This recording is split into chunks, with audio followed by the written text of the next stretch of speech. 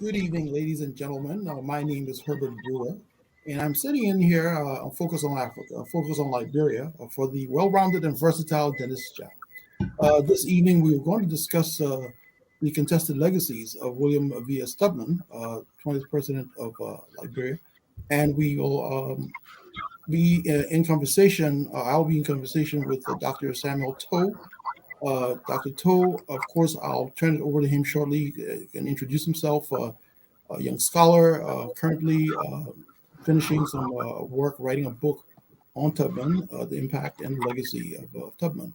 And we're going to touch on a whole bunch of issues, including world matters, domestic politics, transformation. This being, of course, November 29th, Tubman's birthday, which is celebrated as a holiday in Liberia. We're going to examine issues such as Tubman's place in the history of the country and how people.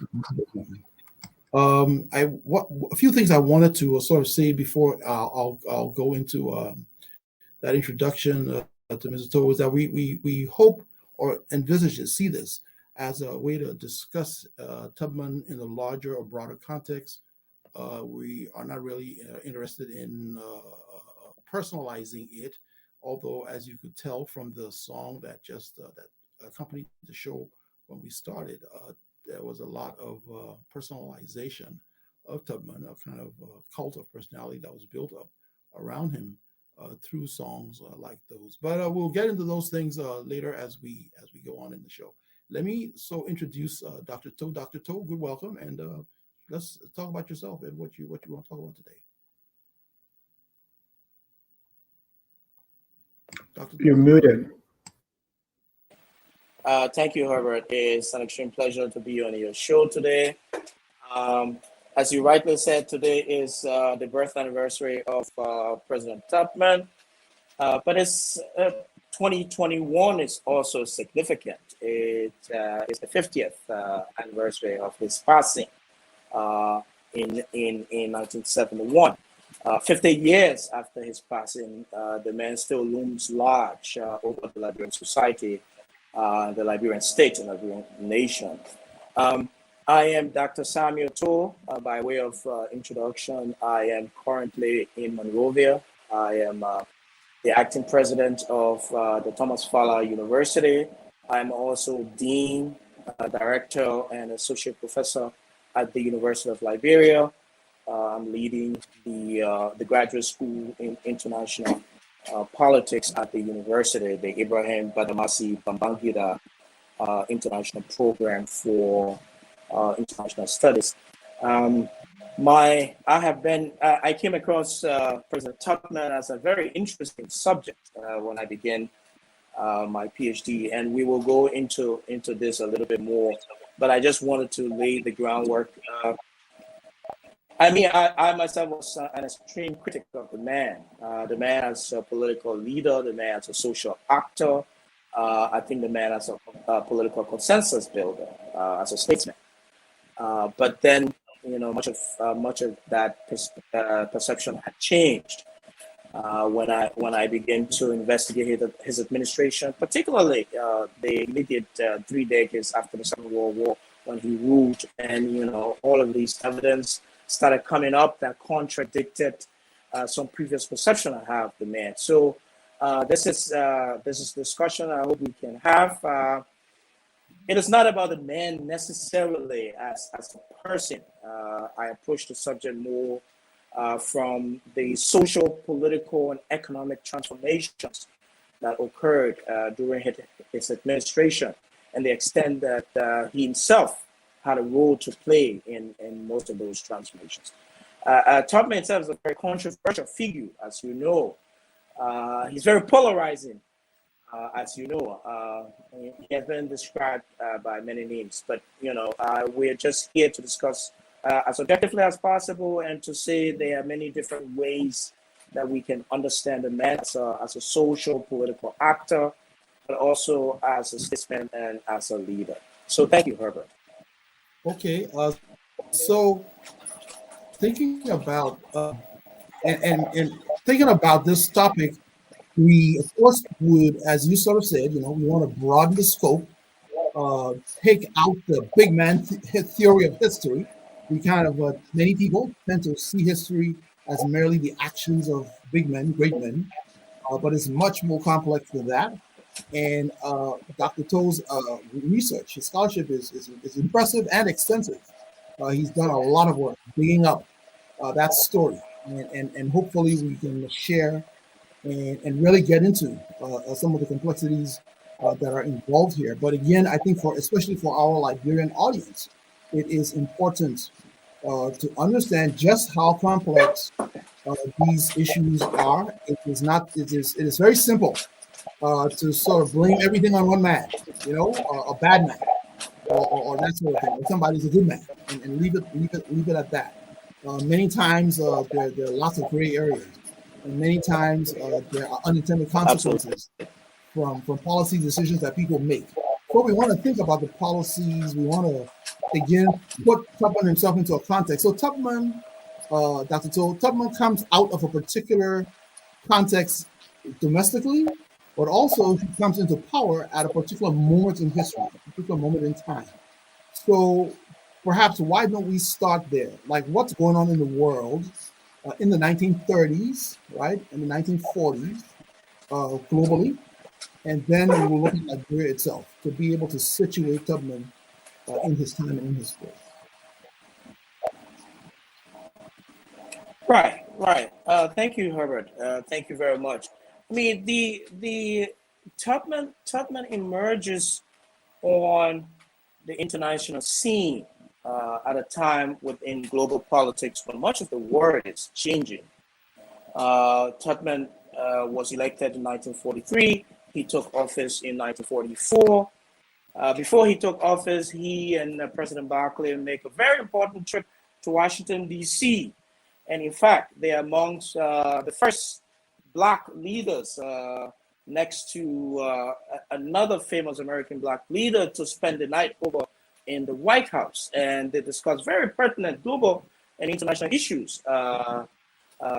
And Tubman comes back and takes power in 1944. But at the same time, much is going on in the world. I mean, Second World War had almost entirely destroyed Europe, and the decline of European colonies is underway. Britain and France and Portugal and Spain, all of these big European colonies are on the decline. Their colonial holdings across the world, particularly in Africa, are being fragmented. But also there's a very major farming in Europe. In fact, some of the organizations that came after 1945 when the UN was founded actually came out to respond to that massive destruction in Europe. So there was much transformation at the global level. But it's also important to point out too that the international political system was also changing. First and Second World War had discredited liberal capitalism significantly, where the market was assumed to be self-regulating and self-solving on its own. I mean, the Great Depression of Europe in America, the Great Depression of Europe and America had shown that the market itself did not have a solution, and that in fact, capital and finance, but government action was also needed to stabilize society in times of trouble. But it was also another transformation that saw the dislocation of London as the center of global financial capital, money and banking, and it shifted that to New York. And in other words, we saw the rise of the US dollar and the decline of the British sterling. And that impacted Liberia in a very significant way, because shortly thereabout, Liberia made a full migration from the British sterling to the United States dollars. Of course, there were other aspects of that transition that we can also talk about. But capitalism, laissez-faire capitalism was discredited. We get an era of what we call embedded liberalism. That was the idea that government and private finance must be able to be directed towards what Rogi called legitimate public causes. in the public interest, public boost to social programs. So you see the introduction of the New Deal in the United States, for example. Many different legislations are coming up to guarantee employment. The social security program came in the wake of the Great Depression, and also in the aftermath of the Second World War, within this global period that we can describe as the period of embedded liberalism, where capitalism now was thought, money and finance was thought to be useful towards the betterment of the human condition, and not necessarily subject to market forces. But interestingly, also this. No, you're saying. Go ahead. Please go ahead. Please go ahead. Yes, but interestingly, also the United Nations come on the scene, and there is a lot of agitations within the colonial territories, within European territories, for self-determination and for independence. So you have this massive transformation going on at the global level, and President Tubman comes in, at a time when it was very clear that the Allied powers were winning the Second World War, and President Tubman took one of the first most decisive action in his administration from the point of view of foreign policy. He declared war on Germany and Japan, strictly on the side of Allied forces. In fact, that was the first major break he had made with the Barclay foreign policy, because President Barclay was determined to be non-aligned. I'm glad you make that point, and I think that our audience itself is generally unaware of how important that change and that shift was. I think that generally we tend to look at Liberian history as a very flat surface, that there basically was an unchangingness about the Liberian past, that we had one party and they went from one leader to the other and nothing changed. But you make the point about Tubman's break with Barclay, and that was an extremely important break. Tubman broke with Barclay's policy of neutrality during the war, because the war started in 1941, and during the war, Liberia had maintained a neutrality between the various fighting powers, the Allied powers, and it's in 1944, upon becoming president, that Tubman revealed, if you want, his position. We would imagine, and I'd like you to say something about that if you can, that Tubman did hold these views, but he kept that close to his chest. And of course, once his ascendancy was confirmed, he then made those moves, and we will start to talk about a little bit the implications of those moves. But in summary, you're describing for us the rise of the United States as a superpower, and the way the United States replaces really the Western European, the older colonial Western European powers, France and Germany and Britain, and the United States becomes the imperial hegemon that it would remain, for the rest of the 20th century, and that Tubman is coming to office at the very moment that the United States is this global power. We will talk about the Cold War a bit down the road there, but let's zone in a little bit more on this whole question of this break with Barclay, because Tubman not only does Tubman break with Barclay in that regard, but the personnel of his government and his administration, although it would appear as if it was the same old people. Actually, Tubman reached back to King, who predeceased him, who was there before Barclay's predecessor. And Tubman took personnel from the King period and brought them, around him. Indeed, King was one of Tubman's main advisors, served in many roles of advisory capacity, sent him to the United Nations. You're talking about the UN there, and in your research you talk about it. But again, this break that Tubman makes, again, this is for our audience, especially the young people. Today, to stand up against the United States is not an easy thing, and I think people know that. There are repercussions that come with it. So again, to put it in context, with Liberia in the 1940s, that it is very important. Go ahead, please. It is very important, Herbert, and it is very important. And I'm glad you you are calling a greater attention to this, because there was a sharp break in foreign policy between Barclay and President Tubman. And you're right, President Tubman draws from Barclay's cabinet. In fact, he draws from some of Barclay's adversaries. He calls in Coleman, who and Barclay have fallen apart. He makes Coleman the interior minister. And then he calls on his justice minister. In fact, Tubman's first cabinet were men of his peers who and him had worked together in previous administration. But this was a critical global period, and President Tubman was extremely sensitive to this period. One, President Tubman knew that the global system was shifting in favor of the United States as a global hegemon, but that a partnership with the United States was critical for Liberia's development, and he knew that from the very start. The United States government was very clear when Barclay and Tubman visited Washington in '43. The State Department had made it very clear that, one, we needed you guys to reform the Interior Administration, the hinterland.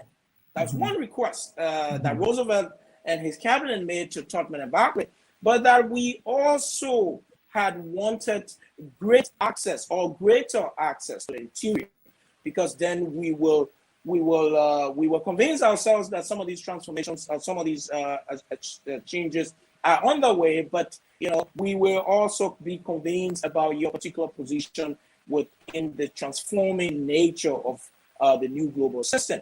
So when President Tubman came in, he came in with a view of moderation, a view of cooperation, and a view of multilateralism.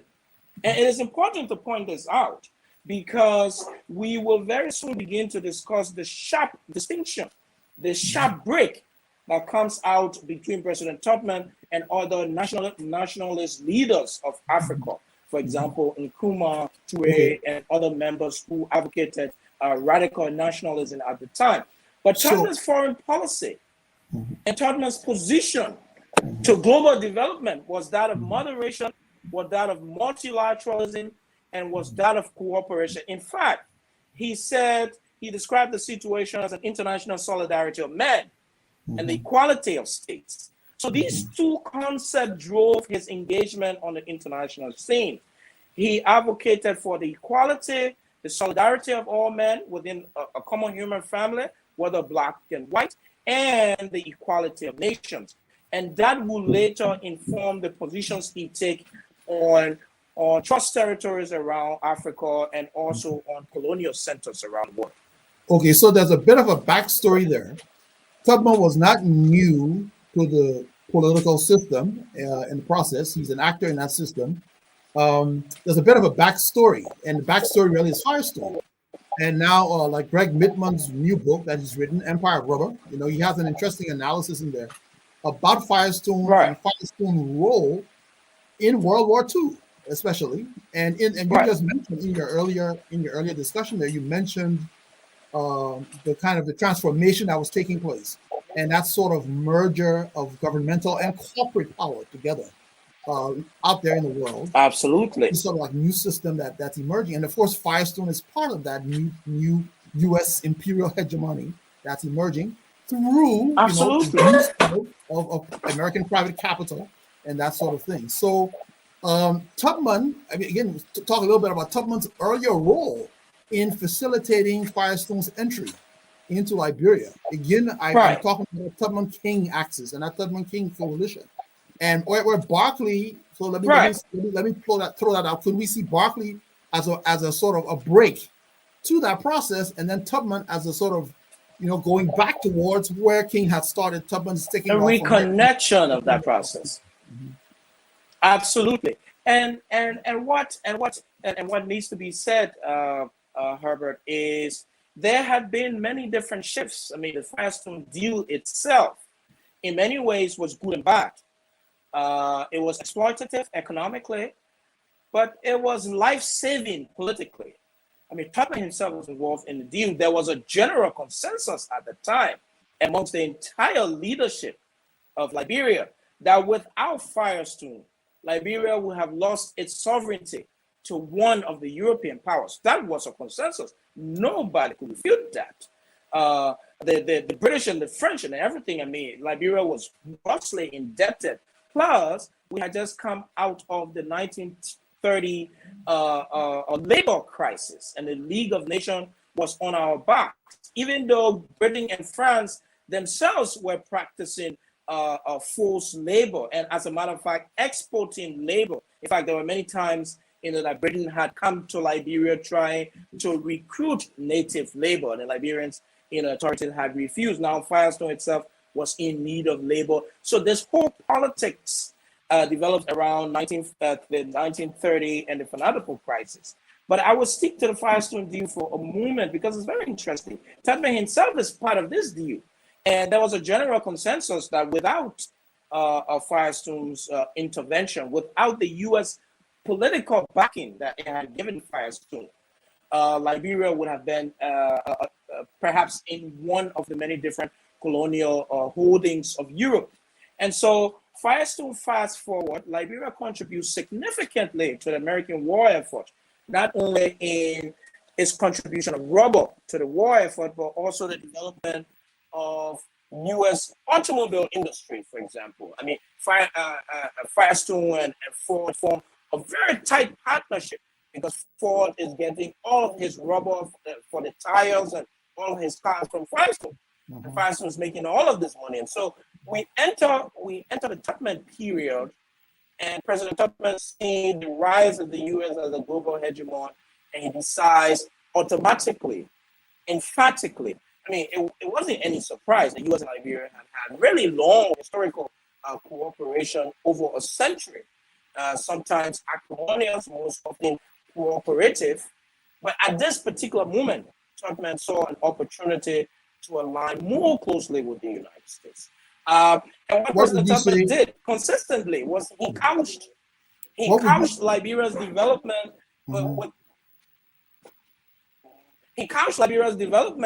in post-1945 within the context of the larger global post-war recovery. Mm-hmm. He constantly told the Americans that, look, we are not Europe. We only sent a few men to fight the war against Germany, but we need recovery too. We need rebuilding too. So let me ask. Americans come, and put all of this money. So let me ask this question: what were the options on the table? Because there are critics, many critics of Tubman and of these decisions that were being made. In fact, there were critics at the time, including, as I said, Barclay, but not just Barclay, the people who were around Barclay, and who would emerge subsequently as it became clearer about the groups, the social forces who were now in power in the late 1940s and that sort of thing. These people more and more made it very clear that they objected to the route that Tubman was taking. So he had his critics back then. What were the options facing Tubman? So what are the kinds of things A, Tubman, or more importantly, B, the Liberian state could have done? What are the other kinds of policies they could have pursued, given those forces a raid against the world at that time? Well, there are very little options open up to Liberia. Don't forget, it was almost like a path-dependent process. Firestone had come into Liberia, effectively rendering Liberia a part of the U.S. global security infrastructure. The U.S. has many soldiers on the ground in Liberia. The Second World War, we had given the U.S. landing and takeoff rights from the RIA.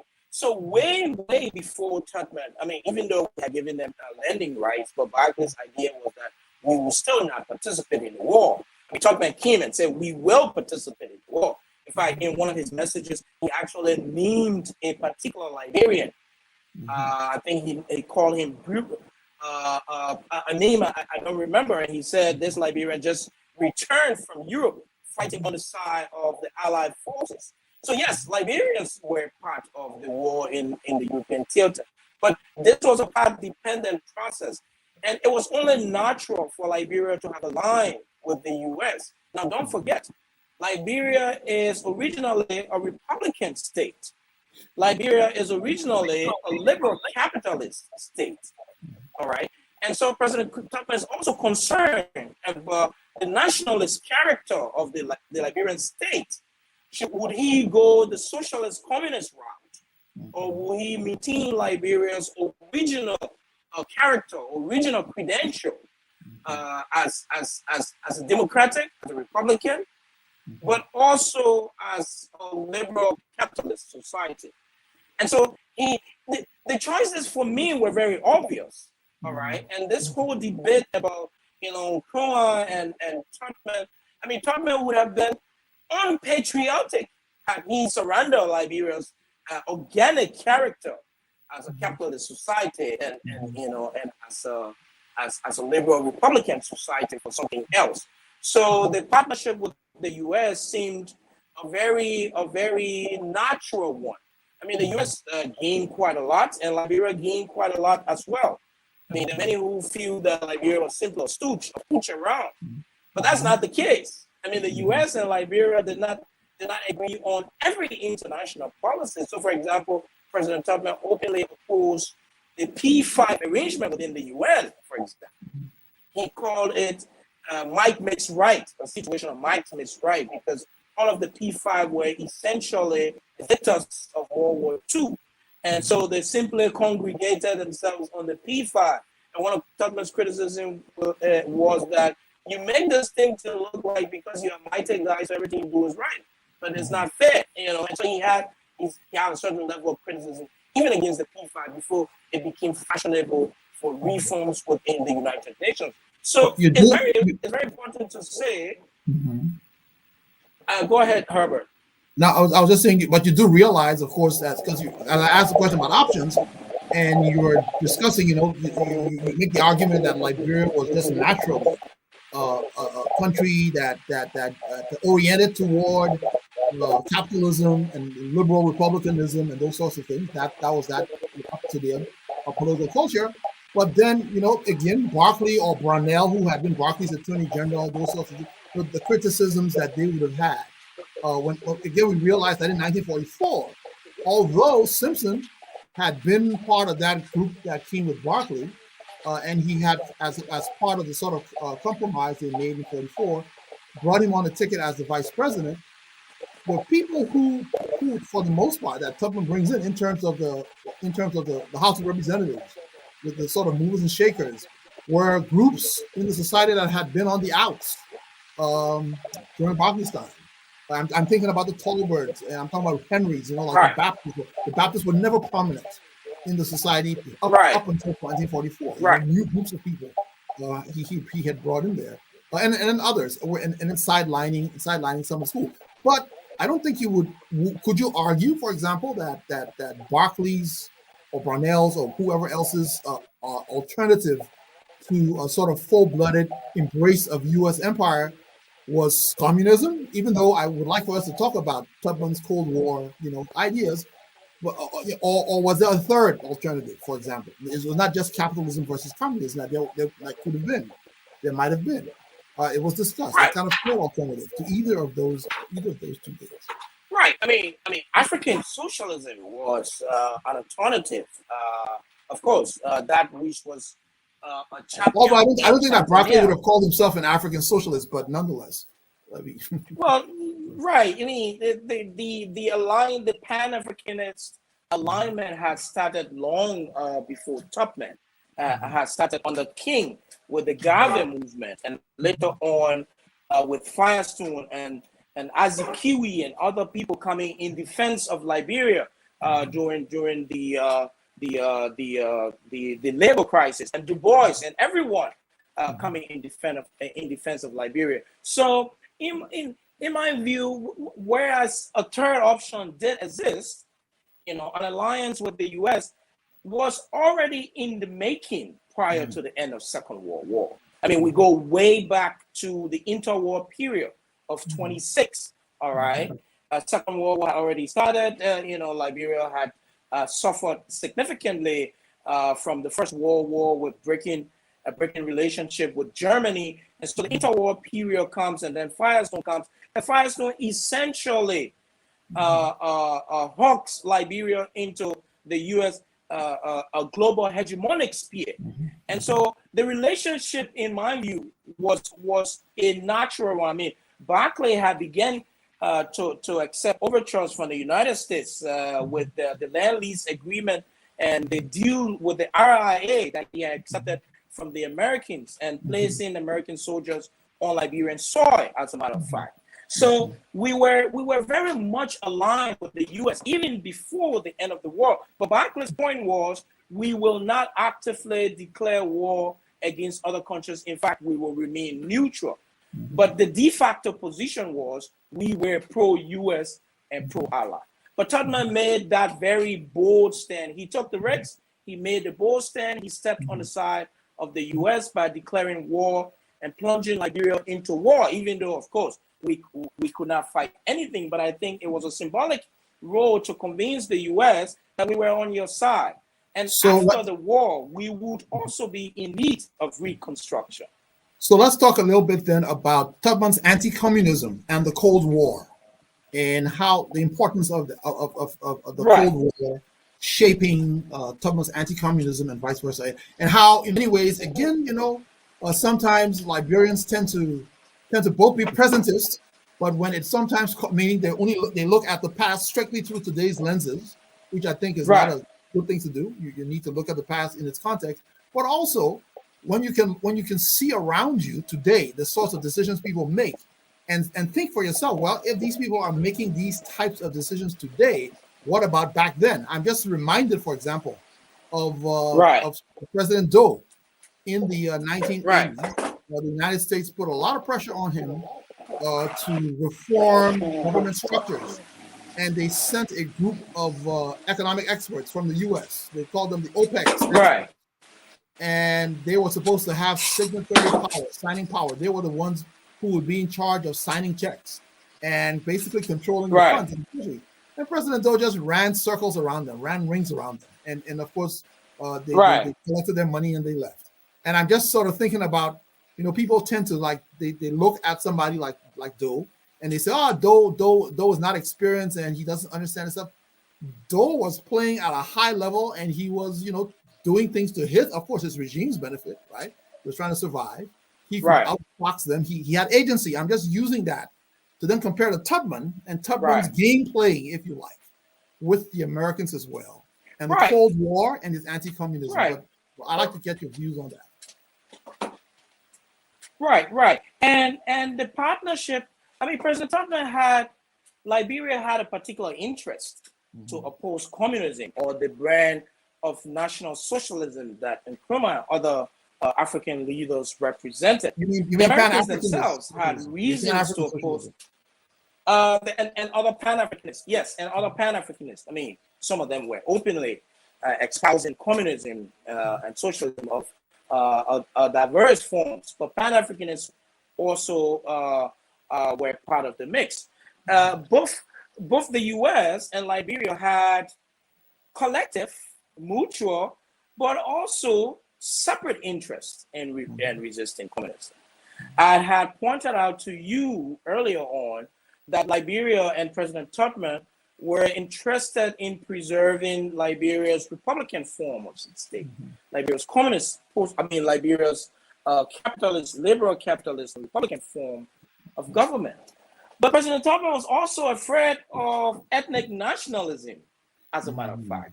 And he saw the brand of radical nationalism that Nkrumah represented as a threat to his national integration policy.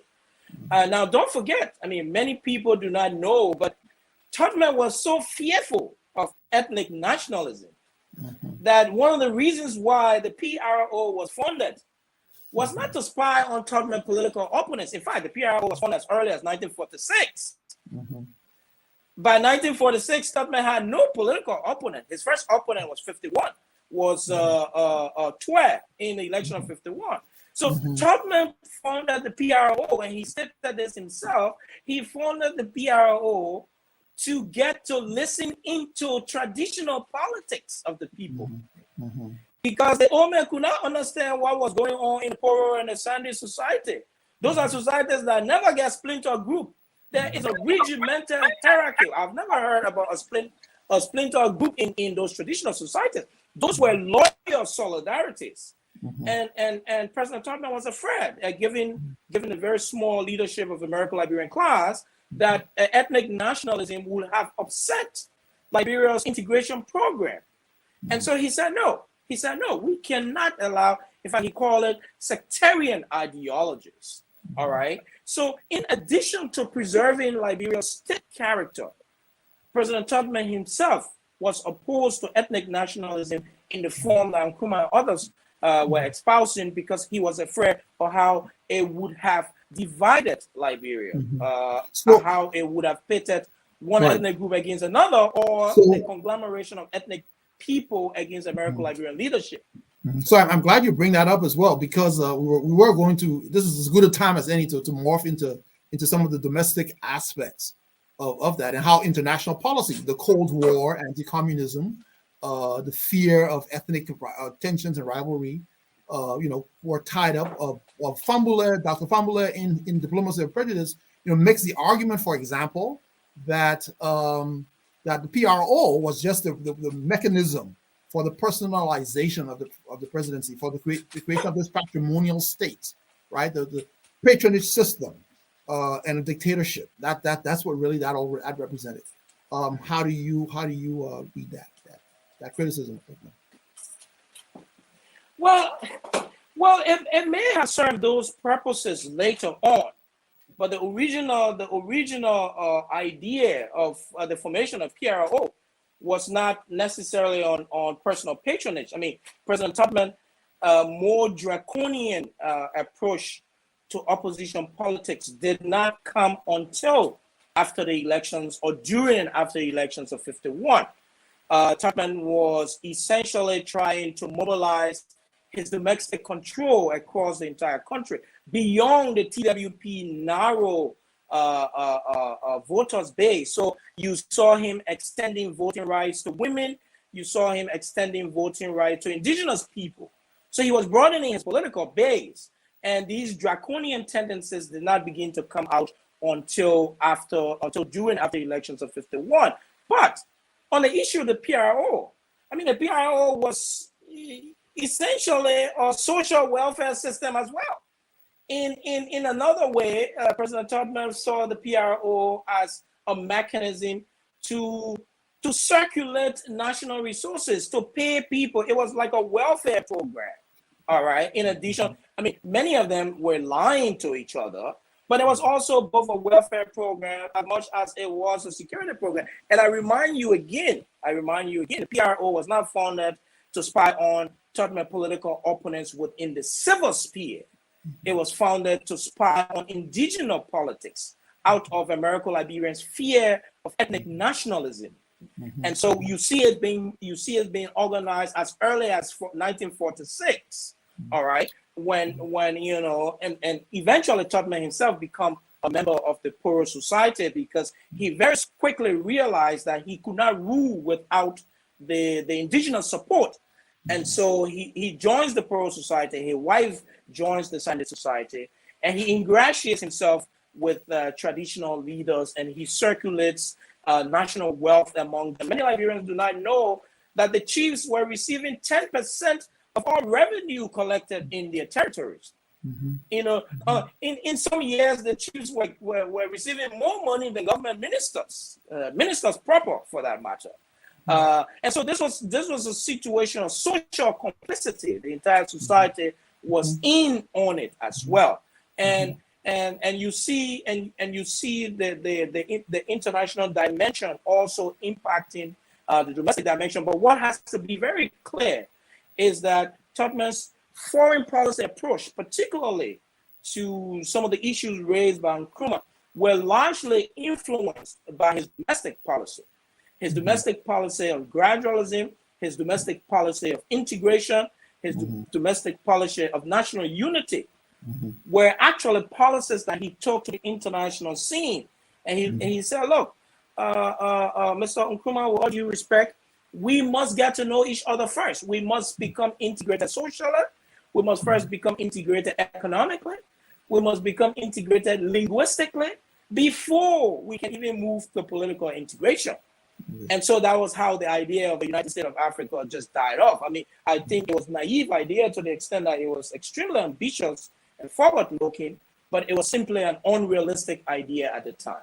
Okay, so we'll come to Tubman and his Africa policy in a minute, but let's just stay on the domestic for a while here. And it's, again, as you said, these things are definitely interlinked.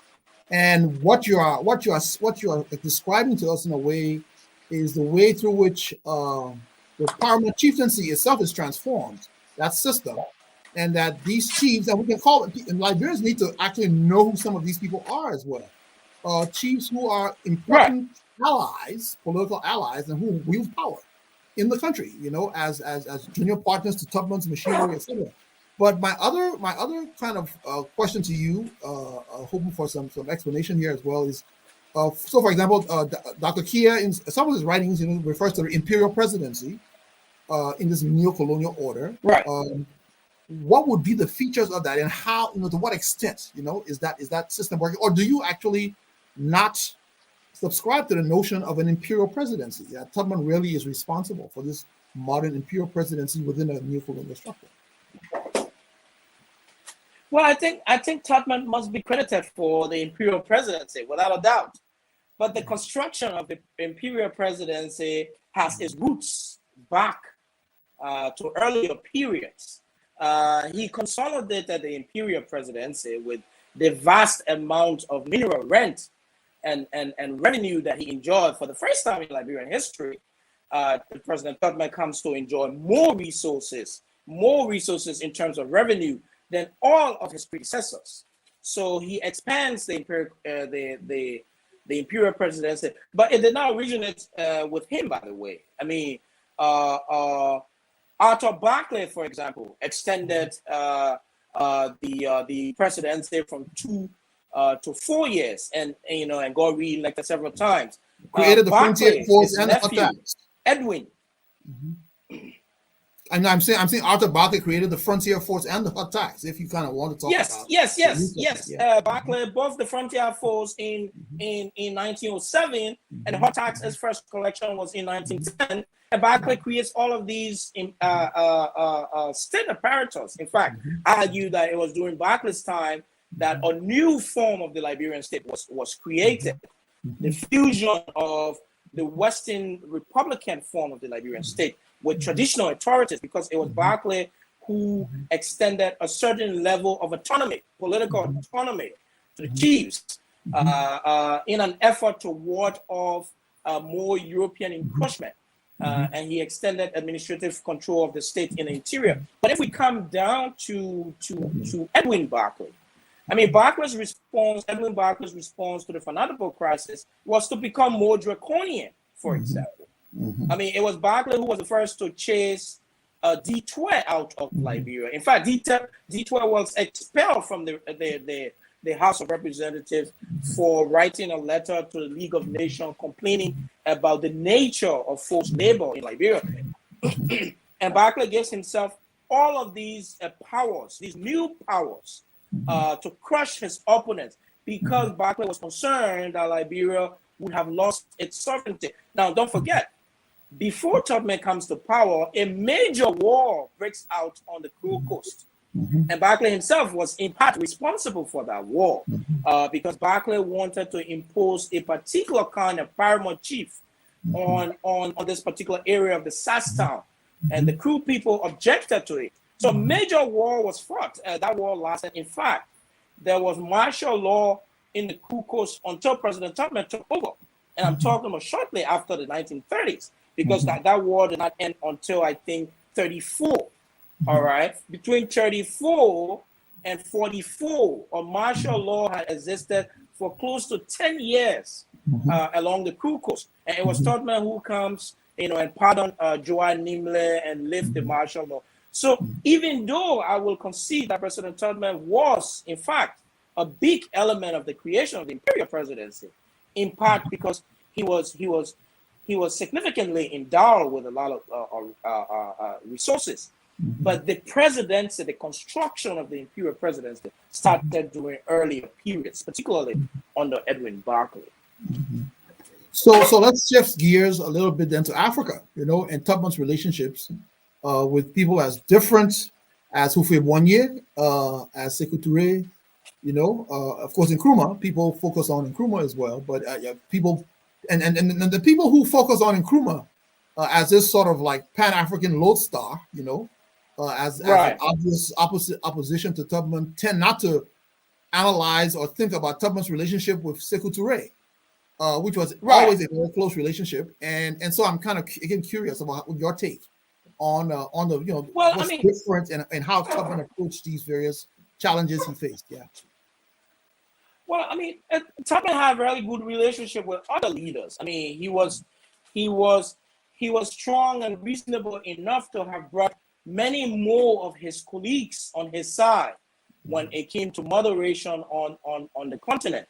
Touré eventually came on Tubman's side, and other leaders. When Nigeria became independent in 1960, Tubman forged an extremely close relationship with Azikiwe Nnamdi, who ended up being, I believe, his first prime minister and I think later president. So this relationship is very good on many other sides, because Tubman makes a more forceful case for why moderation was necessary, but why it was in fact inevitable.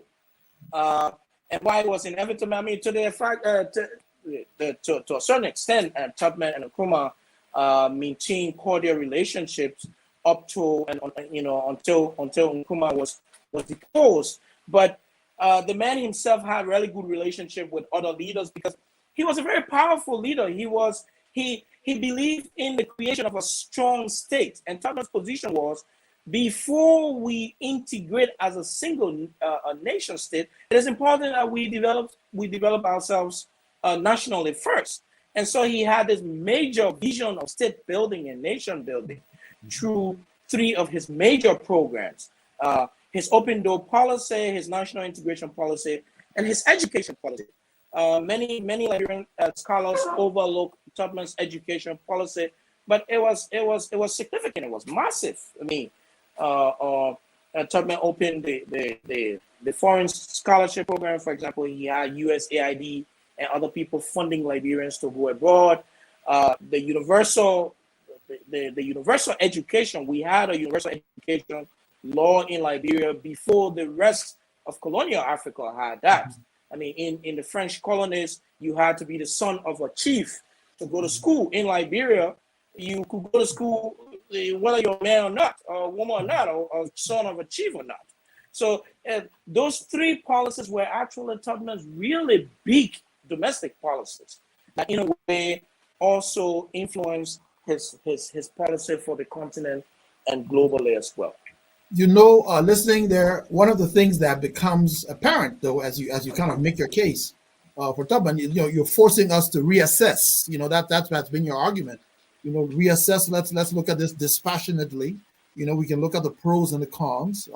We don't want to hero worship, but at the same time, we don't want to dismiss just because. So let's look at all of these. Let's the balance. Where's the balance here? And that's always good to approach things right. Way. But in terms of lasting, people will say, for example, well, look, there was the Côte d'Ivoire, there was Liberia, and look how Houphouët-Boigny developed his country. And Liberia, on the other hand, right, didn't do as much as somebody like Houphouët-Boigny. I'm just the kinds of criticism. How do you answer those? Or people, and many people, of course, get this part wrong. Liberia had the highest growth rates, as if that meant as good as Japan's or better than Japan. Why isn't Liberia looking like Japan? Of course, they're starting from different places. People don't realize right. that. But still, this business right. of Tubman was a neo-colonial. He was very happy to kind of be a bootlegger, for the Americans, and kind of just fit under their umbrella there, and let them do the sort of heavy lifting for him during the Cold War. As long as he could accuse somebody of being a communist, he could throw all of his opponents in jail, which you do not deny that he threw people in jail, without process, Oh no, I do not deny. Oh, he ran a dictatorship. You don't deny that, those things. He was very but again, but those are important values. Folks are saying, And so the legacy of those sorts of things are the things that remain. The fact that he built buildings in Monrovia and then rented government offices from the buildings and properties that he owns, right? Which then made him wealthy. Corruption, right? And so all of those things have come down to Liberians today, right? So talk about contested legacy. Right. I mean, on the question of how Cote d'Ivoire and other countries were built and Liberia became impoverished, let's not forget, I mean, Liberia's first 100 years has been described as a period of survival. We were only beginning to develop, beginning from the 40s. And so actual development in Liberia does not go beyond any period beyond the 40s.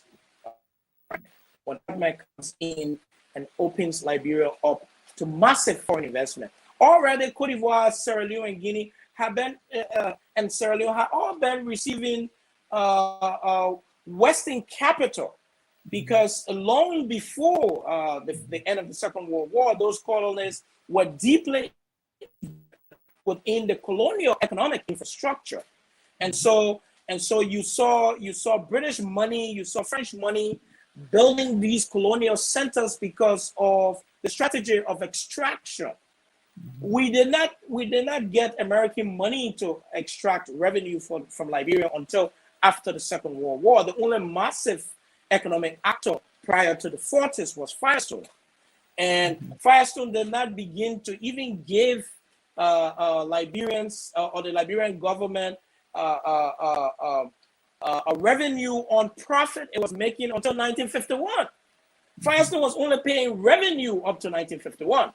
It was after 1951 when President Tubman introduced the income tax law that Firestone made its first deposit of $7 million, into government coffers as revenue on profits from rubber.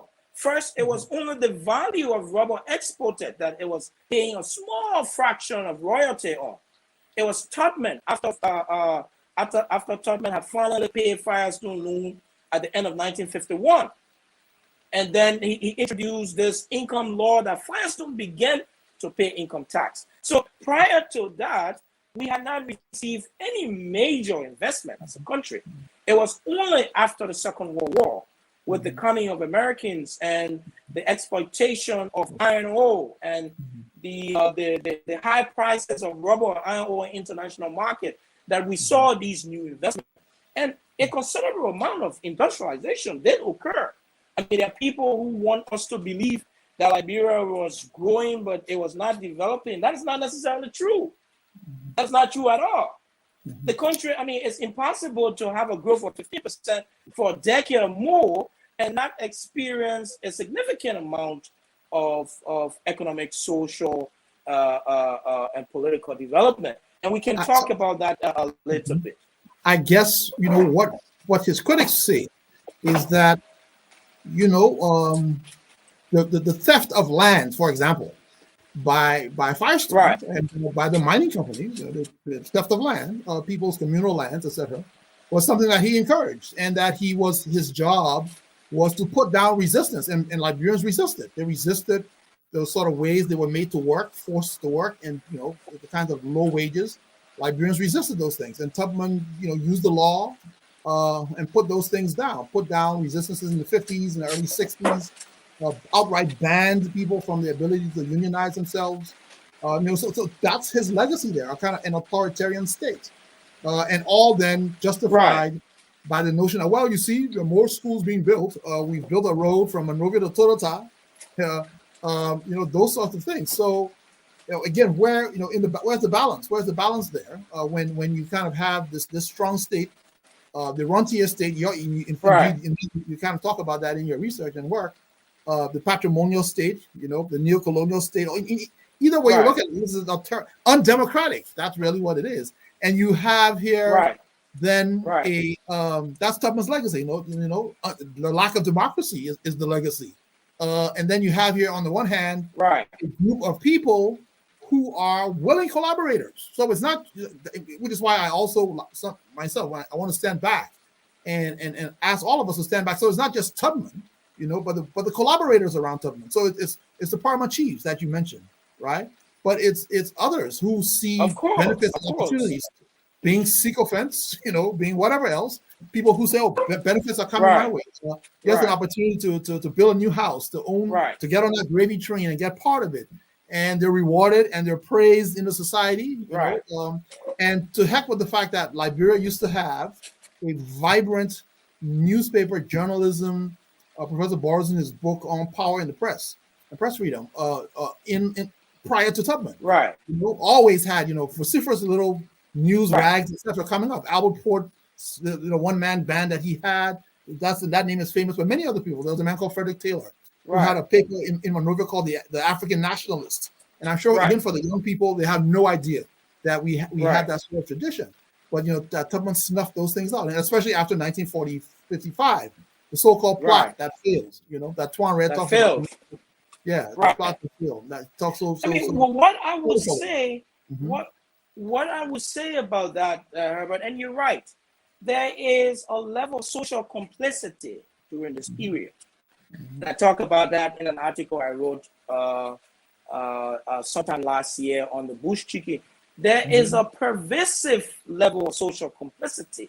The society is complicit with President Tubman in this regard.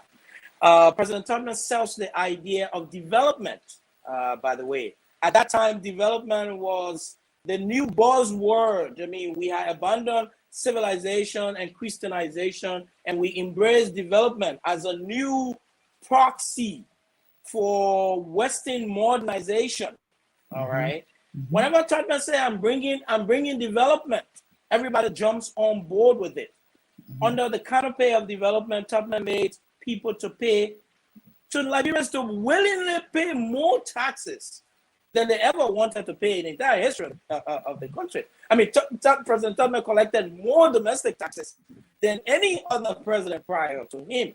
I mean, most Liberians don't know. They believe Tubman only profited from the export of rubber and iron ore. No, there was a massive amount of domestic revenue that President Tubman was able to raise. But you're right. And the control of the legislature, the manipulation of the judiciary.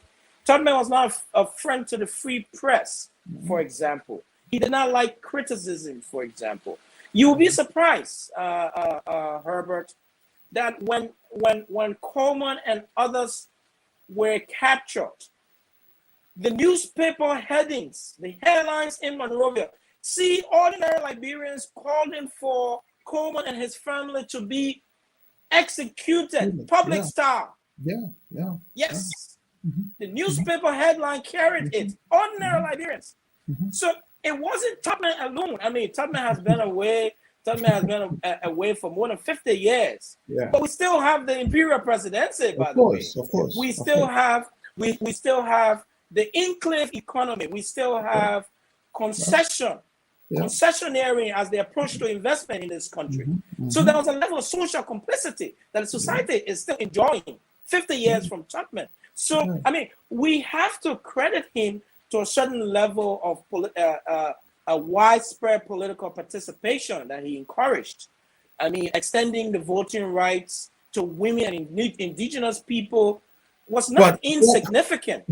But what difference did it make if there was only one party? Well, it made a significant difference. It made a significant difference, Herbert. It made a significant difference such that the elections of 1981 would have elected an indigenous. I mean, the progressives were just waiting to walk into the executive mansion because Liberians had for many years acquired the right to vote, and they have matured into. But that wasn't. But that wasn't Tubman.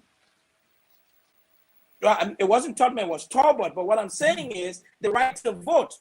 After many years of political franchise, it was self-evident. I mean, the election of 1951, Tubman goes to Twe and say, "I am convinced that there will come a time that a native or an indigenous Liberian will be president in this country, and I know that. But it will not be you, Mr. Twe. It will not be you. It will be another president. So the man was not naive about the fact that indigenous people had the right to vote, and they will ultimately one day go to the pool to select, who their president, who they wanted their presidents to be. Right. So we take for granted that he had brought in the political space to more indigenous people and to more women. I mean, if there was ever a feminist in 1940 Liberia, it was William V. Tubman. Don't go there. Tubman changed the consanguinity law. No, you crossed the line. And so you crossed the line. Don't go there. Tubman was no feminist. And if you but let me say more. Because you've made the argument as well. If you flip it around, Tubman was responding to pressures from the, though we've not discussed as much, and on another kind of discussion, we can talk about revolutionary pressures, if you like, popular pressures. Tubman, of course, clamped down, and every time he clamped down, he heard the roar of people. And so he was, as you were saying, it's like he saw writing on the wall, and he was like, let me try to get in front of this stuff by making, some folks might say, cosmetic changes in particular ways, or in other ways, appropriating, certain symbols, those sorts of things. I think that he probably, and he's a person who used audiovisual symbolism very effectively, got pictured with his country cloth on and that sort of thing, to sort of, I represent the entirety of the nation, etc. But again, politics, you're not simply, you're getting away from the great man theory of history. It's not this one man who has great vision and he's seeing the future and he's charting the course. He's somebody who's acting in the moment, real tangible pressures and problems, and he's trying to sometimes cut them off at the chase before and Herbert, you I mean, we take for granted. I'm a critic of Tubman as well, but I'm objectively critical of him. We take for granted the extension of the voting right to indigenous people. And by the way, it wasn't an idea that all of a sudden came to Tubman's mind after 1944 or 1947. You must understand that Tubman had proposed the right to vote, even during the TWP convention that Barclay and others had objected to. So the idea of a women franchise, Tubman was not necessarily responding to the politics of the day. He had that on his campaign agenda from 43. Because so others to that extent, we must. I'm not giving him feminist. I'm not giving him feminist credentials at all. There are others. There's a whole history. The whole history of women. The whole history of women demanding a right that goes actually into the 19th century. So no, that's that. It's not the first. I totally agree. I totally agree to that. But I mean, are we not going to recognize within a very short period the level of advances that occurred? I mean, the transformation of the consanguinity law, for example. I mean, Barclay could have done that. King could have done that. All right. And Arthur could have done that. The consanguinity law, for example, women were not allowed to inherit the assets and wealth of their husbands. It had to be transferred to the male son. That law was changed under William V. Tubman. Women could inherit their spouses' assets after death. I mean, women could not serve on the jury, for example. President Tubman changed that law. Women were required to serve in the porterage service. When he came, he excluded women from the porterage service, for example. Women were not allowed to join the military. They were not allowed to join the police. He put all of that aside. He appointed the first woman as ambassador to the UN, Angie Brooks Randall, who became the first female who became. She was Talbot. Wasn't Angie Brooks Randall? No, Talbot appointed her. It was under Talbot, but I get your point. She was in Tubman. She was assistant attorney general, and she was assistant secretary of state under Tubman. I get your point. You're making about him promoting women. Right. I mean, the University of Liberia, for example, he had appointed, and we'll check the date of Angie Brooks Randall. That I believe goes prior to Tubman period. But consider, for example, his appointment of women at the University of Liberia and across, and I mean, takes, for example, the historian Banks, even though I'm critical of some of her work, but he had given Banks a significant place in the public discourse, for example. So, yeah, I mean, I might be exaggerating when I say he was a feminist, but the significant the significant transformation in women's rights that occur under his leadership cannot be ignored. I mean, Barclay could have done that, and anybody else could have done that before him. Yeah. But you get my point. No, I get the point about Tubman as a reformer, and of course reforms are taking place. But it's just that I guess importantly is for again folks to understand context. I think that's the most important thing here, as opposed to just this great man. Clearly, things are contingent. You know, there are different pressures that are coming, and people are making decisions. And as you say, he clearly was somebody who maneuvered his way and built a kind of personality around him, a personality cult around him, while cultivating the image of the great modernizer. And I think that, like that song that the program today started with, you know, Tubman and his friends, I'll put it nicely, in the United States, spent a lot of time burnishing his image. Spent a lot of time, because those guys made some money. The people who made that song, for example, the Caldwell brothers. You know, a guy called Robert Smith. He wrote all these short biographies, hagiographies. I'm sure you've seen it, of Tubman. You know, I've read a lot of everything. And then that whole cult of personality. I mean, maybe you might have some comments about the whole Tubman cult of personality. You know, we have the main street in Monrovia named after him. We have a university named after him. It was real. A county capital named after him. Oh my gosh! You know, his wife's name is on this football stadium. His mother's name is on the nursing school. We can go on and on. You know why? You know why that cult of personality? You know, is it really worth it? And does it was real against a kind of democratic society? You know? Right. It was real, Herbert. The cult of Tubman's personality was real. I mean, when the man died, many Liberians refused to believe that Tubman could succumb to mortality. They refused to believe that Tubman was dead. The old man could not die. You know, they thought the old man could not die. But Herbert, what many political scientists and what many Liberian political commentators have not fully understood is how President Tubman caused his power, his political power, to be diffused across society in individual homes. Tubman enjoyed a certain kind of reverence. All right. And I mean, every politician would like to be Tubman. I see everybody trying to go and make these interior trips, and everybody joining the poorer society and the Sunday society. I mean, Taylor joined it, our current president joined it. It is their reality. Everybody becomes Dakpana and Tanu. I mean, everybody becomes Dakpana and Tanu. Everybody becomes Dakpana. Everybody wants, if you give, but the cult of the presidency was real, and because President Tubman made his power to be diffused across society in ways that many other Liberian leaders did not. I mean, he was genuinely a popular man with the indigenous people because he forged a certain kind of consensus, a political consensus with them. Many people don't read Lebanon very carefully. But you see again, Lebanon refused. Go ahead. Sorry, no. Say about Lebanon. I'll come back to the question. Say what you're saying about Lebanon. Lebanon refuses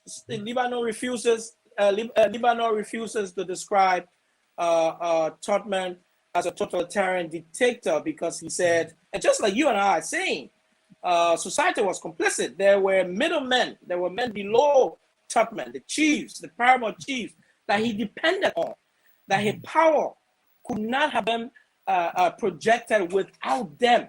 So they were all associates. Sawyer calls them perpetuatory power. That was what Tubman enjoyed, and so it was real. Yes, he was a great leader, And I mean, there is no one way we can describe this man or attempt to even describe him in I a guess single sentence. He was I guess the danger, I guess one of the dangers I see anyway, is that right. the sort of that the deification of Tubman that took place in his time. If one is studying him, and we are using the archives, the official archives, his files, right, etc.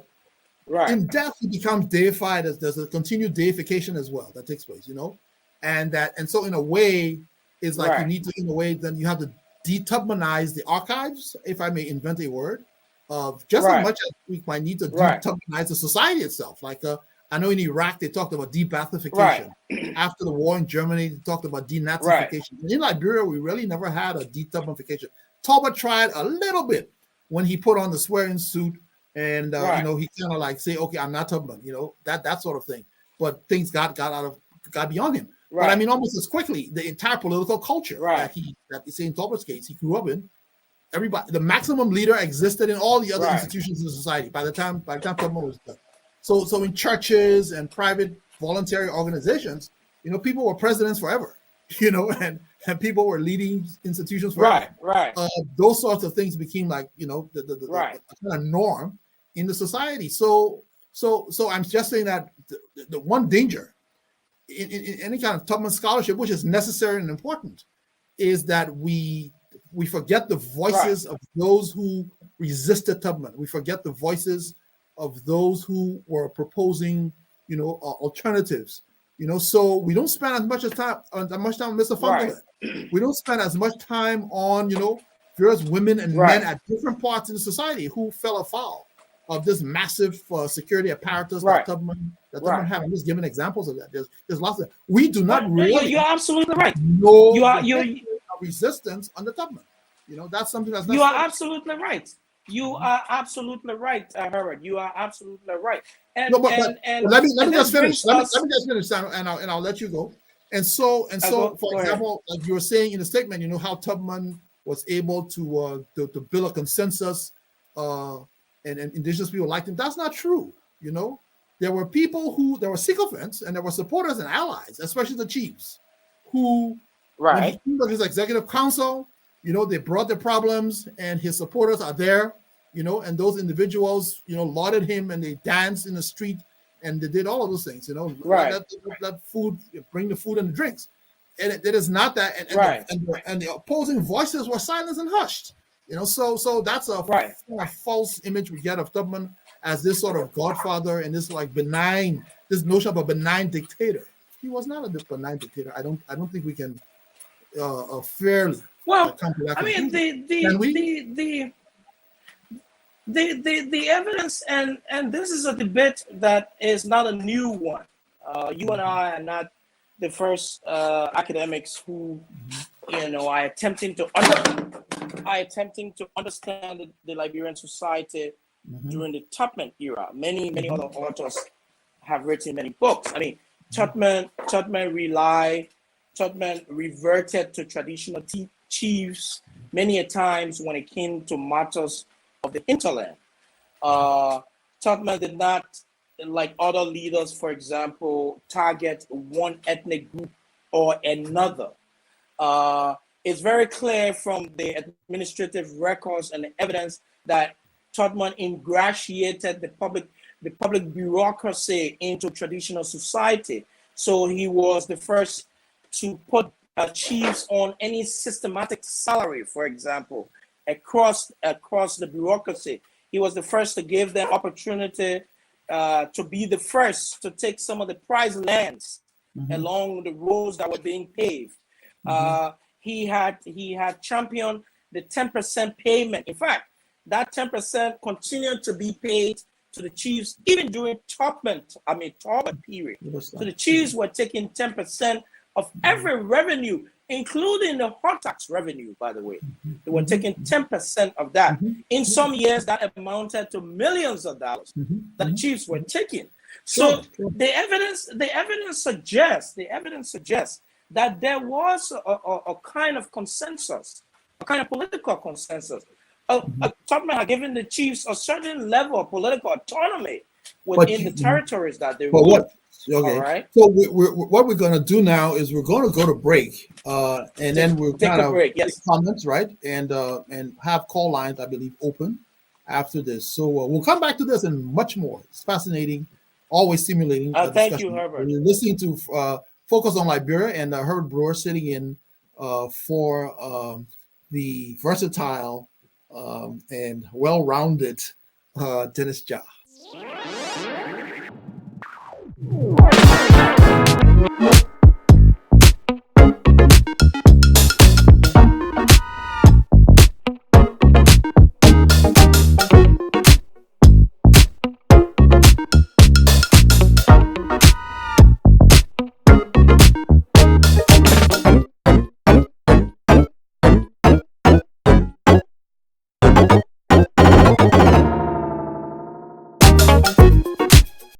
At Focus on Liberia, we discuss everything Liberia, from education to politics, arts and culture, entertainment, agriculture, history, religion, family, and technology. Focus on Liberia uncovers and showcases the best of Liberia and shows the world the truth about Liberia. We educate, elevate, and promote all things Liberia. We conduct interviews, panel discussions, debates, and more. Tune in to Focus on Liberia on Facebook and YouTube and be a part of the stories that make up the news. This is Focus on Liberia, and I am Dennis Jah. Okay, welcome back. This is Herbert Brewer sitting in for Dennis Jah, and Focus on Liberia. You're listening to this conversation we're having on William V.S. Tubman, the 19th president of Liberia. This is a birthday, which is a public holiday in Liberia. And I'm having this conversation with Professor Samuel Toe. Dr. Toe has been sharing with us his deep research, his ideas. If there's anybody who, from a scholarly perspective, knows about Tubman, it is this man who has spent quite a few years basically digging into the files and trying to get a grip, understand this individual who was the longest serving political leader. He transformed the Liberian political landscape. I think there's no debate about that. And his legacy is what we're talking about, which of course is contested. It would be for somebody who's been in office for that long. We're turning now to the phones. We're reading comments as well. The call numbers are there on the screen, 605-313-6004. Code 791-403, hashtag to join the conversation. I know we have some folks in the background there who are manning this thing, and more than anything, if you have comments to make or phone call, comment, or question, please feel free to join us. So, Dr. Toe, right before we went to break, we were discussing. If you can refresh my memory, we're discussing this whole point about Tubman's not just personality, but the sort of cult that he built around him and the ways in which people. I think we've lost Dr. Toe there. We will come back. He's in. I'm of course here in the United States, but he's in Liberia. He's in Monrovia, and so we understand that sometimes we have issues with connectivity. But it looks like we've got him back. You're here, Dr. Toe. You're here. That's good. I can see you. You probably have to say something so that I can hear you. I'm actually seeing you even better than before. What have you? Herbert, can you hear me? Yes, I can. Please go ahead. I cannot hear you. I'm sorry. Oh, okay. You can't hear me. Please try. I can definitely hear you.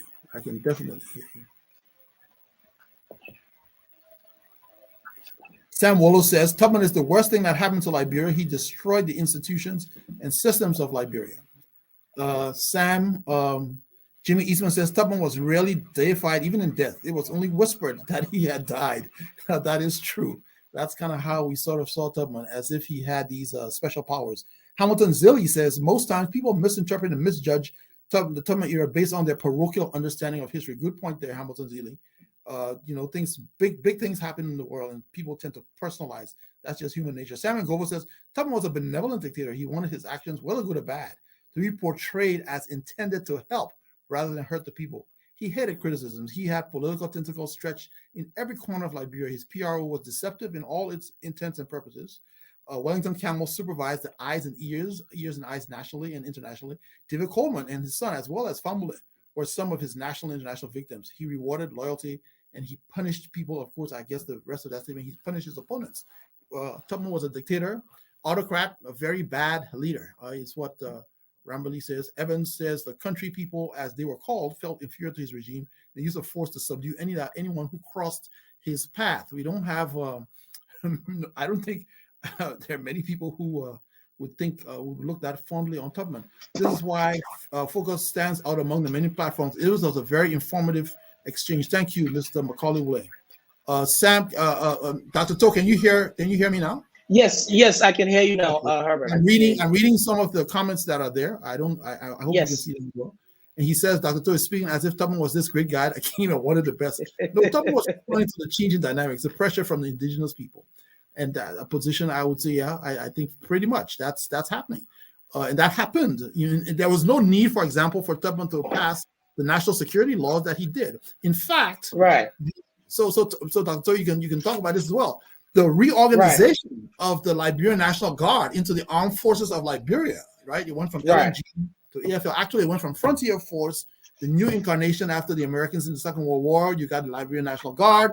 They increased the size, and then in early 60s, after this massive strike at Firestone, they created the Forces of Liberia. These are responses, right, to the popular discontent, the popular resistance that was taking place. Tubman had 4, count them. He had 4 security agencies: NISS, NBI, EAB, and SSS. 4 security agencies. So not only were this is in addition to the PRO, and not only were they spying on people, they were spying on each other as well, right? All these folks. Huh? Right. I mean, part of and Herbert, this is the ongoing debate within African politics, politics generally, about the compatibility of state development and tyranny. You and I talk about the developmental state, for example, the need for a tyrant to project a long-term vision of development. I mean, there are some scholars who when championing the developmental state argument says, under certain circumstances, a democracy may not be compatible with long-term development. I mean, that's not the argument I'm proposing. I'm suggesting. I'm saying these arguments are there, whether or not progress is incompatible with tyranny, for example. Some of, I mean, the expansion of the air was one way President Tubman found to incorporate more Liberians within the monetary society, the money economy, for example. I mean, President Tubman himself, many years after inspecting his own troops, would discredit them and say, "You guys are nothing more than a march band." I mean, you saw when Liberians went into Congo in 1961. How we performed so dismally. So for me, the society, to the extent that Tubman's opponent feared him, and he used the security forces to threaten submission, the society as a whole was not necessarily his power did not rest on the number of security apparatus, because in many instances they were literally good for nothing. All right. Take the PRO for example. The PRO was just, I've been talking with many Liberians who lived during that period. The PRO was just another way for many Liberians to take pay. and some of them fabricated, some of them take free pay. Some of them fabricated news. They're like the Afghanistan army. Yes. And it was a social program. It was a social program for Tubman to buy loyalty. Those guys were not looking for intelligence. They were sitting home and simply being on payroll. But it was one way for him to have caused national resources to be circulated around society. Yeah, but I mean, of course, the AFL expanded. The AFL expanded because that was one way for Tubman to increase employment. Of course, there were more transparent and efficient ways that you could have distributed the social safety net system and distributed certainly, money, absolutely right. You're right. He used that. Yeah, he used that money for personal power. But there are two. There are callers on the line, so let's probably go to the callers. Who's the first there? Dr. Toe speaks for. Okay, if Dennis, you could put that back up there. Dr. Toe speaking for us to understand at least, unlike the majority of our day-to-day panelists. Thank you, Dr. Toe. Where are you? Dr. Toe is in Monrovia. So there's somebody on the line. Babalu Man says Yamia, Liberia had one of the highest economic growth rates in the world, but only for a few years. And really, what does that mean? Lobo says Tubman was a complete waste of time, 27 years wasted. There you go. You have to answer these people. Yes, I have to answer them. Tubman was never building a nation. He ran an oligarchy in the service of Western imperialism, conservative clique of the TWP. It was never about state building. Again, I hope you're reading those things, right? So you can. Yes, I am reading them. Comments about them. There are people on. There's a phone line there somewhere. Sure. Callers on the phone. Who's on the phone? Let's take some calls. Yeah. Caller, you live. Hello. Please go ahead. Hello. Please speak. Hi, can you hear me okay? Yes, we can hear you. Yes, we can hear you. Okay, hi. This is Jimmy Eastman calling from Washington, D.C. Hello, Mr. Eastman. How you doing? And Dr. Toole, I really enjoy your conversation here. And my question, as you illustrated, Tubman was a massive manipulator, but at the same time, you said he had to survive. And his administration and the group that he belonged to also had to survive. I want to ask you this question. What do you think would have been Liberia's trajectory had maybe G12 or Barclay been successful instead of Tubman with his draconian ticket? I like your question, man. I like your question. Next, let's take the next caller. Next caller. Caller? Hello? Yes, can you hear me okay? Yes, we can hear you. Cool. Yes, good afternoon, Dr. Brewer, Dr. Toe, can you hear me? Yes, we can hear you. Yes, I can hear you. Oh, fantastic. Great. Listen, my question is regarding Tubman's legacy with the OAU, ECOWAS, and the Mono Rubber Union.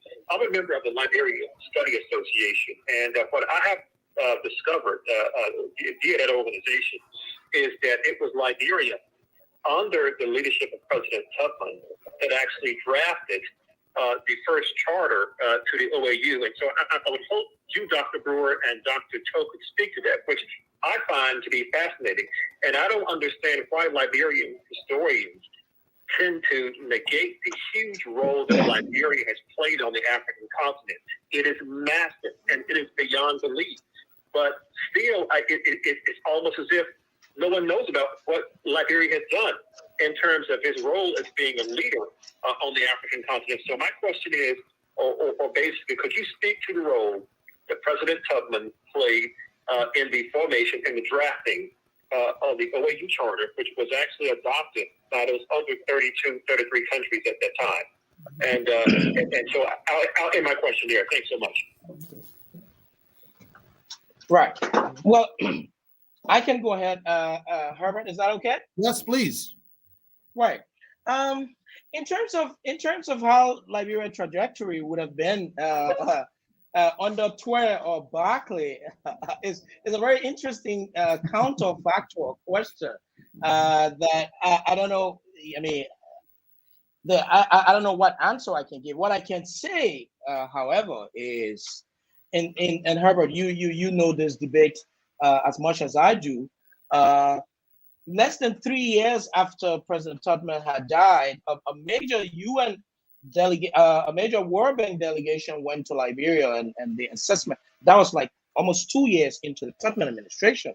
And what they found was that, and I'm quoting the report verbatim, that development is widespread in Liberia. Whatever we take the World Bank statement with a grain of salt, but they did find And they did describe in the report, in fact, their report had the exact counter title to Clower and his team, Northwestern Report of Growth Without Development.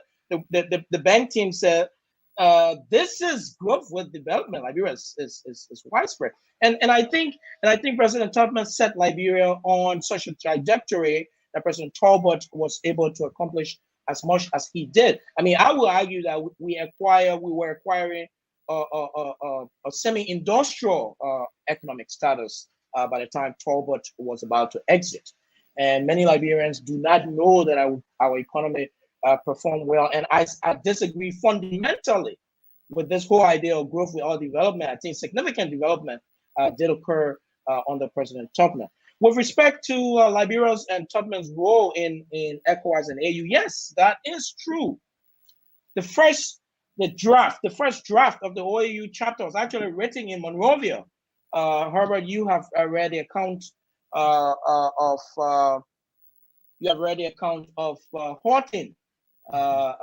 Horton, for example, and other accounts of Liberia's role. So yes, the Liberian delegation did draft the charter of the OAU. In fact, at this meeting in 1963, I believe it was, the second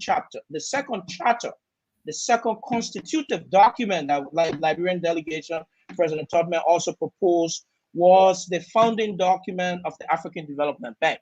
So those two founding documents originated from Monrovia, as a matter of fact. And the whole idea that Nkrumah deserves a place in Addis Ababa and Haile Selassie deserves a place in Addis Ababa and President Tubman does not deserve a place in Addis Ababa, I think is a major disservice that every Liberian should be concerned of, because they are literally wiping out. This is, Herbert, you always ask the question when losers write history, this is what you see. when losers write history, this is what you see. I mean, Tubman essentially won the debate with Nkrumah and the rest of the guys. The debate on how the strategy and the approach to African Union should be. And all of a sudden we disappear. When losers write history, this is what you have. And part of my research is to bring more spotlight to Liberia's role in the post-World War II global economy. I mean, those are all important points. I would add that, an African history and continental history in that regard then would be a kind of victim in a way of national politics and national histories. Because Thank you. Absolutely. Depending on what the regime is in Addis Ababa, they may take back, the embrace of Haile Selassie. They may give or take back. It depends on who's in power. And likewise in Ghana, same sort of story, right? So because Nkrumah's own reputation, even in Accra. Right. Exactly. That's what I'm saying. In Accra, it's undergone, variations and changes. Some level of rehabilitation. And I would argue it was Rawlins who significally rehabilitated Nkrumah's reputation as a national hero. That's right. Nkrumah himself was chased after out of Ghana. So you and I know that story. Right. So we know these things happen, and likewise with Tubman. So Tubman himself, rehabilitated certain figures in our Liberian past. Oh, absolutely. Like E.J. Roy, for example. The other Tubman rehabilitated E.J. Roy's reputation. Yeah. So the other point I wanted to make there, though, is that I think, and it goes back to that second question about OAU and how Liberian scholars and intellectuals treat with our own intellectual history, So if I call the name Harrison Yedu, if I call the name D. Franklin Neal, right? If I called the name and so Romeo Horton, some people might know Horton, but they might know Neal because he was put on the pole and shot. They almost definitely wouldn't know Harrison Yedu. These are like leading Liberian economists, right? We know Tibote is still alive and amongst and with us today. These are leading Liberian economists who are there before Tibote returns home, and they're the engine, they're the figures, they're the ones who are actually doing the work. Berlin, I'm adding to that group as well.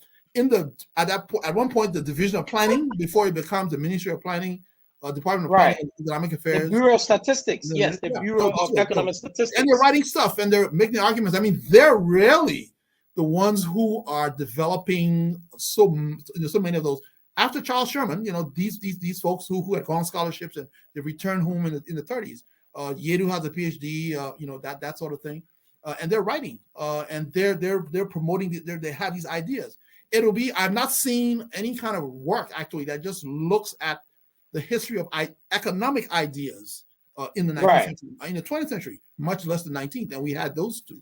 So I think that there's not a tradition today, anyway, or it's a lost tradition amongst Liberian scholars to kind of look back and reflect at the folks who came before them and what they were doing and taking those ideas seriously, whether or not you agreed with them. Just basically analyzing and reviewing those ideas and lifting them up. Part of the reason for that, Herbert, is deeply political. All right. Tubman leaves the scene. Talbot comes. Talbot wins an uncontested election in 1975.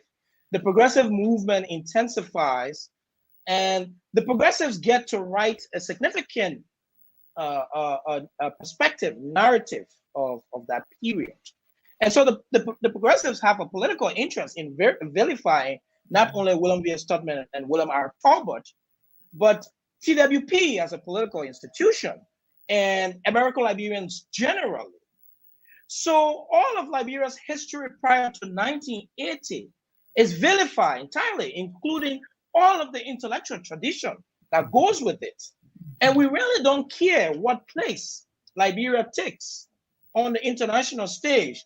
As long as it was associated with a particular leader, we have a particular political a boon to pick. We are happy of that exclusion, even if it victimizes Liberia. And the thing is, this ought not to be that way, I would argue. So I think, do we have another caller there? Overseas caller? Hello? Yes, sir. Please go ahead. This is Moses Yunayamia. Yes, Moses. Hello. Go ahead, Moses. Yes.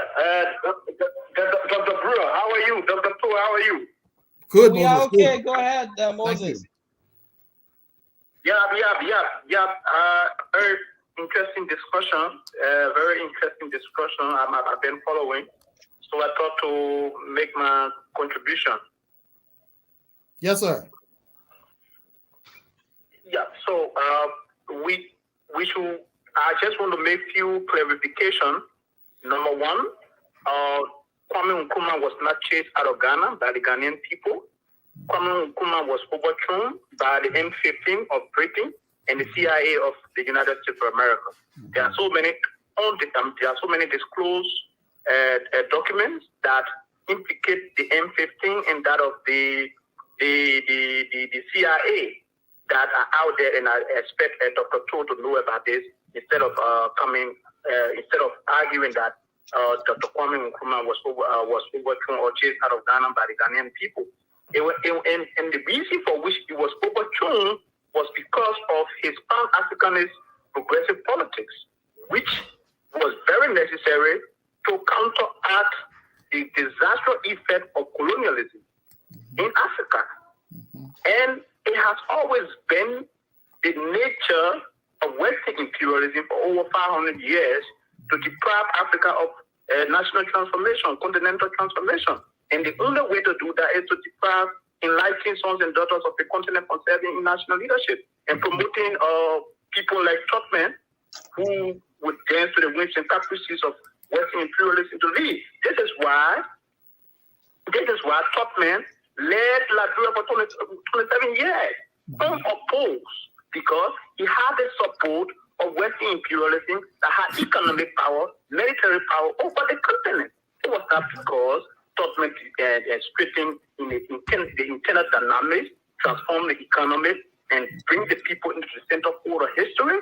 It was because he had total control, total political control, and the support of Western imperialism to consolidate power. And this is, and it will interest you to know that when Kwame Nkrumah was overthrown in 1966, February 24th, which the Ghanaian progressive forces called the Ghana Anti-Communism, Tubman was the first government in Africa to have recognized the post-coup government. to tell you how Tubman was used by the imperial forces to stand the Pan-African revolutionary struggle. And somebody talked about it was not necessary. Uh-oh. We lost the caller there. Let's take the second one. Okay. Thank you, Moses. Yes, this is Emmanuel Jackson from Boston. Hello. Yes, you can hear me? Yes, we can. Please go ahead. Yes, Dr. Brewer and Dr. To, I just want to know what were the limitations of Tubman that he could not convince Firestone, Bethlehem Steel Company, B.F. Goodrich, and all those contracts that he signed for them to at least build one or two factories in Liberia. Liberia could have been the steel capital of the world. What were his limitations that he would sign contracts that would basically siphon all the natural resources out of the country? I was born in Monrovia, 1958, and we basically suffered, at the time when Liberia was on par with Japan. So I want to know if you guys know in history, what were his limitations that he could not sign an agreement to at least build some factories in Liberia? This is why it's hurting Liberia ever since, and it's continuing to hurt the country.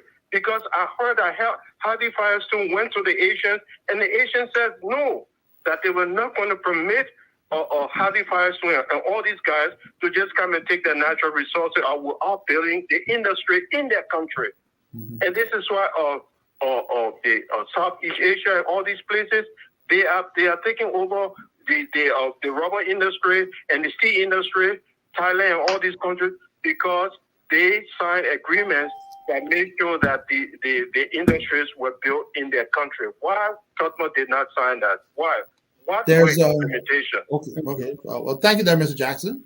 There's a new book recently published by the anthropologist, historian Greg Mittman, called Empire of Rubber, Firestone's Scramble for Land and Power in Liberia. The man's name is Greg, G-R-E-G-G, Mittman, M-I-T-M-A-N.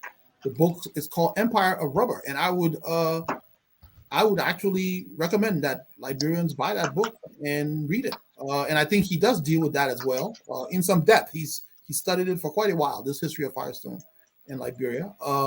I think part of your question, Jackson, was in part answered in part by the previous scholar and what he suggested, Moses, and in terms of what Tubman and what Dr. To has been saying. At least that's what I'm understanding, Dr. To, that Tubman believed in a certain type of system, that Tubman embraced a certain kind of world order. You see, we have to understand that the world itself is bigger than Liberia, first of all, and it is organized in a way, state systems, whereas there are states that have imperial power, hegemons, we call them, right? Global hegemons. And that these states have peripheral and subsidiary groups and powers and states that service their larger needs. And Liberia comes under the orbit of the United States. And Tubman was very happy. In fact, again, if you look at Toll's research, Tubman was very happy to and promoted the idea of Liberia being subservient to the United States, even though there are moments in which, Liberia might sort of see its interests as different. But Tubman was very happy to tie Liberia's interests to the United States. Now, that does not mean that the interests of the Liberian people are served. And I know Toll goes back and forth with this, and he can talk for himself. But why Tubman cannot demand the sorts of things, and Liberians have tried to over time. They've always had a friction in terms of the relationship, the leadership with Firestone. But they were quite happy to take some folks would say the scraps that Firestone leaves. But Firestone basically, let me use a quick analogy. The way in which the tax system was organized, where, as Dr. To explained it, chiefs take 10% of the tax for themselves. That gives them buy-in, and they have a material interest in maintaining the structures, the oppressive and unequal structures. Firestone, likewise, is providing an equivalent of a 10% for the leadership of the state in Liberia, what Professor To and them referred to as the Rentier state. And these people who control the state are able, they can benefit personally from what Firestone leaves for them, while Firestone takes the majority of that profit and goes with it, and to the detriment of Liberian people. And of course, Jackson's question is, but then why is Korea or Malaysia or Singapore and those places different? They have a totally different history. And it is not true that they were at Liberia's state of development and sort of Firestone comes and tries to work. No. Those states are existing in the British and Dutch, etc., spheres of influence. And they had a different kind of history. And so they did not really need or depend upon Firestone as such, right? They had other options, which Liberia did not have, which is then again the point that that Dr. Toh was making about why people like Tubman might have preferred this particular option. When I asked the question before, what were the options? And like a previous caller had asked about options as well. What would have happened if other people had come in? Would everybody inevitably end up doing the same thing? I mean, I can throw this question to all of you out there who are listening. If anybody else had become president of Liberia, in 1952 or even in 2018, how different, really, how different would they have been able to change the country, at a particular point in time? Going back to Mr. Yamina's question, what do Western powers, because we have to, acknowledge the reality of power in the world. What do Western powers do when they're faced with leaders, and there's a lot of empirical evidence about what they do? What do they do when they're faced with leaders who are determined to break away from this imperial subordinate relationship? What happens to them? Thomas Sankara, Kwame Nkrumah, we can go, there's lots of people, Patrice Lumumba, there are lots and lots of examples of those sorts of things. So that's basically the issue that we're dealing with today. Do we have any more callers here, or is that it? Okay, Dr. Toh, you're back. So let me give it to you. Let me turn it over to you, and then maybe we can start wrapping up as well. Now, Harold, can you hear me? Yes, I can. Yes, I can. Can you hear me? Yes, I can. Yeah, I'm sorry. I shut down for unexplained reasons. Okay. But I did want to. Can I see you though? Can you hear me? Can you see me? I can hear you and I can see you. Yeah. Okay. And I wanted to respond to the caller who requested why were the industries built. I mean, what many Liberians and what many commentators in Liberia do not realize was the difficulties that Liberia, as a small African country within a highly racist global environment, had to endure in its relationship with the League of Nations and the United Nations. I mean, the coming of Firestone itself was an extreme pressure that the state had to absorb in order to survive. I mean, Buell calls the first 100 years of the Liberian state as a century of survival. So here you have Firestone. Firestone effectively placed Liberia under a receivership because of his $5 million loan. President Tubman did not pay that loan until the end of 1951. The implication of that loan was that Liberia, the national budget could not have advanced without Firestone's express approval. Firestone had veto over national projects. Now, the other point that has to be made is a lot of the investments that went into Liberia, in order to attract that level of investment, there were concessions that had to be made. I mean, President Tubman was very clear about that. He says we need resources to develop. And so there were very long incubation periods. There were very long periods of tax exemption here, tax exemption there. There were a number of industries that were built. I mean, beer factory was built when it was a concession arrangement that built beer factory, for example. I mean, USTC was another factory. There were a number of industries. Firestone refused. In fact, before Tubman left office, there was a proposal, and what's his name writes about it. Vender Craig writes about it. There was a proposal about the Tubman administration to establish a rubber factory, a tire factory in Monrovia. Firestone opposed that. Firestone did not even pay income tax until 1951, for example. But there were a number of industries on the, I mean, the idea that there was no industry in Liberia in the 50s and the 60s is not true. The refinery, the oil refinery, for example, we had in the late 60s. The aviation industry we had, it was a small aviation industry, of course, but it did, it did exist. The construction industry we had, for example. I mean,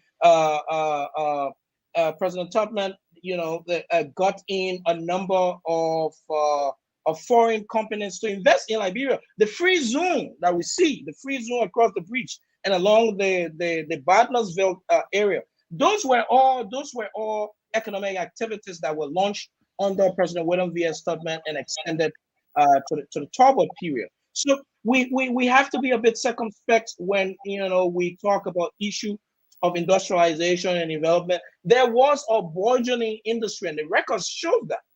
I mean, just that Liberians are not interested in records, unfortunately, but the records will bear that out. I mean, much of that we see coming through the movement of President Talbot. I mean, President Tubman did not get more revenue. Many Liberians don't know that the Liberian government did not earn more than $71 million up to 1971 in revenue. It was after Tubman, when Talbot came, when all of these incubation periods of all of the concession companies had ended, that Talbot began to rake in significant amount of money in revenue. Talbot exceeded $300 million in revenue. Tubman did not get more than 71. And many Liberians feel, that this guy had all of the money, but he did not do this, he did not do that, he did not do that. Now, on the issue, I would like to speak to something about Nkrumah and Tubman that our caller had asked. I mean, I think Nkrumah's and Tubman's visions were not necessarily, I mean, when you strip them of their bare essences, they were basically the same. African unity. Africa must be united. The point of disagreement was, what was the strategy? It was only on strategy that Tubman and Nkrumah diverged. I mean, the Liberia had begun to champion self-determination and the independence of colonial states as early as the 1950s. In the fifth committee of the UN General Assembly, the Committee on Trusteeship. All right, Liberia's ambassador to the UN had begun to express Liberia's support for independence for people of African descent who were living in the trust and demanded territory. So Liberia's position on pro-independence was not new. It was in fact, it goes back to Barclay under the League of Nations and Barclay's opposition system, particularly within the context of the labor scandal. So it wasn't really new. Nkrumah was not the only person advocating for African unity. Tubman himself was advocating for the African unity. But the problem was they diverged on the strategy. Tubman had advocated gradualism with social, economic, and cultural integration. Nkrumah had advocated a rush to political unity. And I mean, the civil wars in other countries elsewhere, in Congo, Nigeria, and elsewhere, had just shown that the African nations were not developed fully to have been integrated. I mean, colonialism held African people apart for many hundred years.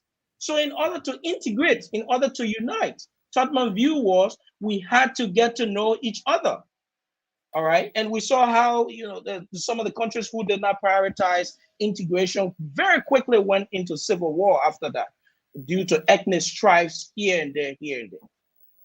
Go ahead, Herbert. Okay, so I don't know. I'll ask our producer if we have any more calls. We're sort of approaching the 2-hour mark here now, and so I know we have to end this pretty soon. Again, it's important for us. I think there's some lessons we can even take from this to review our history, and to, I think, also depersonalize it as much as we can, to look at structures and systems, not just personalities. But at the same time, personalities, of course, are important. People have agency. Everybody has agency. People struggle, people fight, and contest for power. That's life, and that's part of the world. That's part of history. And a lot of what we as Liberians need to do is, as much as possible, to revive a tradition, of inquiry. It was there before, inquiry. It's interesting as we talk about Tubman and his legacies. One of the, I think, pernicious, one of the really terrible legacies of Tubman was the squashing of judicial independence. The Supreme Court of Liberia was quite an independent body when Tubman became president, and for a while after he became president, there was somebody who I think was let off for an attempted murder charge or something like that, and the jurors were independent people. But as they died, Tubman quickly put in his basically his supporters to believe the same as he did. And again, this is not strange. I mean, that started with Barclay, by the way. To work for himself. Herbert, that started with Barclay. With Barclay. Sure, but again, I'm making the point that because Barclay did extend the term of office and that sort of thing as well. Besides that, Barclay himself had orchestrated, the exit of several justices because he wanted to expel. Exactly, including Tubman's own, including putting Tubman on the Supreme Court bench as well. Exactly, putting Tubman on the Supreme Court and putting his cousin on the Supreme Court, who was Wiles. That's exactly. Correct. That's correct. And so Tubman was benefiting from the very process, because Tubman kind of, like, I guess, showed his loyalty to Barclay. Thank you very much. Thank you very much. But yet and still, though, the Supreme Court still had more independence. Even though Barclay had tried to undermine them, yes, that's correct, but it had independence, much more independence. And of course, Tubman just made it the kind of willing tool of the presidency. The legislature became the willing tool. This is where the social complicity comes in. Yeah. The society is complicit. The entire society is complicit. You see ordinary Liberians, celebrating some of the draconian measures that Tubman is implementing. But it takes us back to the question of whether national progress is possible on a tyranny, or whether they are necessarily incompatible. And these are debates that we might not be able to resolve on this show.